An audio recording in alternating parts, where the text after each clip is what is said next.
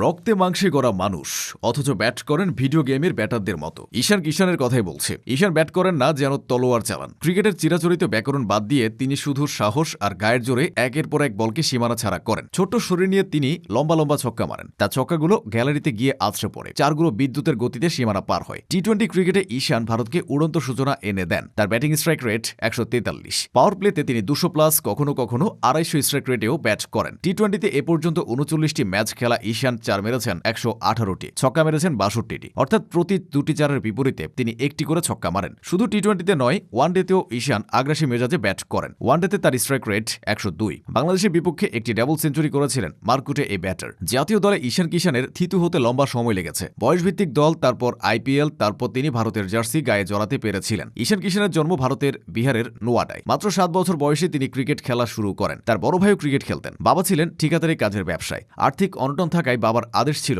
দুইজনই ক্রিকেটার হতে পারবেন না। এরপর ঈশানের ভাই তার জন্য ক্রিকেট ছেড়ে দেন। ঈশান প্রতিদিন পার্টনার মইনুল হক স্টেডিয়ামে অনুশীলন করতে যেতেন। সেখানে উইকেটরক্ষকদের ডাইভ দেওয়ার বিষয়টা বেশ উপভোগ করতেন। ভাগ্যক্রমে একদিন নিয়মিত উইকেটরক্ষক না থাকায় ঈশানকে সেই দায়িত্ব দেওয়া হয়। সেখান থেকে গ্লাভস হাতে তার যাত্রা শুরু। এরপর কোচ, ভাই এবং সিনিয়রদের পরামর্শে তিনি 15 বছর বয়সে ঝাড়খণ্ডে চলে যান। প্রথমে সেইলের হয়ে খেলেন। এরপর অনূর্ধ্ব 16 দলে সুযোগ পান। সেখান থেকে অনূর্ধ্ব 19, এরপর বিজয় হাজারে ট্রফিতে দল পান এবং এরপর ডাক পান রঞ্জি ট্রফিতে, যেখান থেকে ইন্ডিয়ান প্রিমিয়ার লিগ, আর এরপরে স্বপ্নের জাতীয় দল। এসব কিছু সম্ভব হয়েছে তার বাবা, মা এবং ভাইয়ের সাপোর্ট পাওয়ায়। সৌরাষ্ট্রের বিপক্ষে ম্যাচে তার ব্যাটিং দেখার পর নিজেও বিস্মিত হয়েছিলেন রাহুল দ্রাবিড়। ঝাড়খণ্ডের বিপক্ষে ঈশানের করা 273 রান আজও রঞ্জি ট্রফিতে ব্যক্তিগত সর্বোচ্চ রানের রেকর্ড হিসেবে অক্ষুণ্ণ হয়ে আছে। সেই ইনিংস খেলার পথে মোট 14টি ছক্কা মেরেছিলেন তিনি। অধিনায়ক হিসেবেও তিনি বেশ সফল। 2016 সালে বাংলাদেশে অনুষ্ঠিত অনূর্ধ্ব 19 বিশ্বকাপে তিনি ভারতীয় দলকে নেতৃত্ব দেন। তার নেতৃত্বে সেবার ভারত ফাইনাল খেলে, তবে ফাইনালে ওয়েস্ট ইন্ডিজের কাছে পরাজিত হয়। তবুও অধিনায়কত্ব নিয়ে বেশ প্রশংসিত হয়েছিলেন তিনি। ঈশান কিষান সবসময় মহেন্দ্র সিং ধোনিকে আদর্শ মানেন। 2016 সালে গুজরাট লায়ন্সের হয়ে আইপিএলে তার অভিষেক হয়। 2017 মৌসুমেও